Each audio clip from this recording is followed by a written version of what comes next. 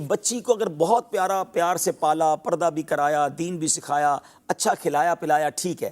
اب جب شادی کی باری آئی تو کیا دیکھا کہ وہ سامنے والے کا گھر کتنا بڑا ہے، گاڑیاں کتنی ہیں، یہ دیکھا کہ اس کا عقیدہ کیا ہے، وہ دیندار کتنا ہے۔ ہم نے ایسا بھی دیکھا اشفاق بھائی، پوری زندگی اپنی بچی کو پردہ کروایا اور شادی کے بعد وہاں جا کے برقعے اتر گیا، کیوں گیا؟ وہ سسرال والے منع کرتے ہیں۔ ساری زندگی اولیاء، اہل بیت، غوث پاک، 12ویں شریف، میلاد کا ذہن دیا اپنی بچی کو، بچی بھی ماشاءاللہ نیک رہی، اور جہاں بھیجا وہاں کہتے ہیں وہاں تو یہ سب چیزیں کرنے کی اجازت ہی نہیں ہے۔ تو آپ نے کیا کیا اپنی بچی کے ساتھ؟ اچھا پھر اسی طرح سود کا کام کرنے والا، حرام روزی کمانے والا، یہ دیکھا ہی نہیں۔ اچھا آپ حلال کماتے بھی رہے، اپنی بچی کو حلال کے ذریعے پرورش کرتے رہے، اب شادی وہاں کر دی، رشتہ وہاں کر دیا جہاں حرام روزی کمائی جا رہی ہے۔ آپ نے اپنی بچی کے ساتھ کیا کیا؟ کبھی سوچا آپ نے اس کی آنے والی نسلوں کا کیا ہوگا؟ اس کی نسل اگر اللہ نہ کرے بدعقیدہ ہوگی تو اس کا جواب دہ کون ہوگا؟ تو کیا دیکھیں؟ اچھا دیکھنے کے لیے تو باپ نے کیا نا، کون باپ برا چاہتا ہے؟ اس نے بینک بیلنس، دولت، گاڑی بنگلہ دیکھا، صحیح اچھا نہیں کیا اس نے۔ سب سے بڑی بات یہ کہ ہماری چیک لسٹ ہی غلط ہے۔ ہم نارملی لڑکا ڈھونڈتے وقت 3-4 چیزیں دیکھتے ہیں، دکھتا کیسا ہے، دکھتا بھی چل جائے گا اگر کماتا اچھا ہے تو، ٹھیک ہے نا، پھر اس کے بعد خاندان کیسا ہے، کوئی بری عادت تو نہیں ہے۔ اچھا بری عادت میں بھی کیا چیک کریں گے؟ وہ بری عادت جو معاشرے میں بری ہے، نشہ تو نہیں کرتا، چوری تو نہیں کرتا ہے۔ اچھا یہ نہیں سوچیں گے کہ نماز پڑھتا ہے کہ نہیں پڑھتا، کوئی نماز نہ پڑھنے سے زیادہ بری عادت کون سی ہے؟ اچھا حرام کا پیسہ بہت ہے، لیکن یہ پیسہ آتا کدھر سے ہے؟ سود کا کاروبار ہے، رشوت کا کاروبار ہے، نوکری کرتا ہے 50,000 کی، گھر میں گاڑیاں کھڑی ہیں، تو کدھر سے آئے یہ سارے پیسے؟ یہ کوئی سوچتا ہی نہیں ہے۔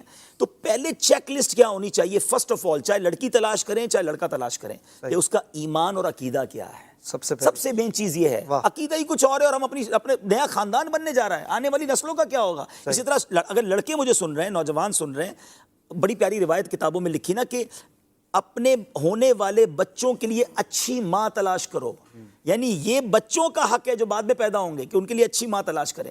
تو ماں نیک ہو، دیندار ہوگی تو بچے بھی نیک بنیں گے، با پردہ ہو۔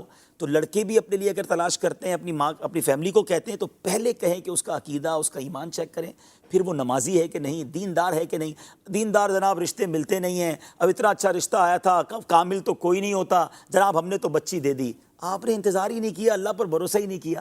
آپ یقین کریں اگر آپ نے صرف اس لیے رشتہ نہیں کیا کہ آپ کو اللہ والا نیک رشتہ چاہیے اور حلال کمانے والا چاہیے، آپ اللہ کی ذات سے امید رکھیں، اللہ غیب سے ایسا رشتہ بھیجے گا۔ اچھا ایک بات میں اور سمجھا دیتا ہوں، بات طویل ہو گئی، کہ مثال کے طور پہ آپ نے بہت مالدار دیکھا اور وہ اللہ کو ناراض کر رہا ہے، کما ایسے رہا ہے کہ اللہ کو ناراض کر رہا ہے، عادت ایسی ہے کہ رب ناراض ہے۔ بچی کو بیایا، کیا ایسا نہیں ہوتا کہ وہ مالدار کنگال ہو جاتا ہے؟ جس سے رب ناراض ہے وہ کبھی بھی برباد ہو جائے گا۔ اچھا ایک ایسے گھرانے میں دیا جو بظاہر اتنے مالدار نہیں لیکن اللہ کو راضی کرتے ہیں، نیک لوگ ہیں، حلال کماتے ہیں، نمازی ہیں، دیندار ہیں، آپ نے بچی دی، اللہ نے اس کی دنیا اچھی کر دینی ہے۔ تو سب سے پہلے یہ دیکھیں کہ میں جدھر اپنی بیٹی دے رہا ہوں یا اپنے بیٹے کا رشتہ کر رہا ہوں، وہ جو خاندان جڑ رہا ہے اس سے رب راضی ہے کہ نہیں۔ وہ کام کیسے طے کریں کس سے رب راضی ہے؟ ہم طے نہیں کر سکتے۔ سمپٹمز کچھ بھائی شرابی کو دیکھ کر تو پتہ چل جائے گا نا کہ اس کی حرکتیں کیا ہیں، ٹھیک ہے نا، ایٹ لیسٹ نماز پڑھنے والا ہو، دیندار ہو، حلال روزی کمانے والا ہو، خدا والا ہو، سب سے پہلے عقیدہ ٹھیک ہو، پھر اس کے بعد خیر انشاءاللہ۔ الحمدللہ میں جانتا ہوں، مزے کی بات ہے کہ ہمارے رشتہ داروں میں ہی ایک بہت، میں نام لوں تو آپ حیران ہو جائیں گے، اتنے بڑے گھرانے کا رشتہ آیا، اور جس کے یہاں رشتہ آیا وہ اتنے مالدار نہیں ہیں، اور وہ بلینرز تھے، بلینرز تھے، ان کا عقیدہ درست نہیں تھا۔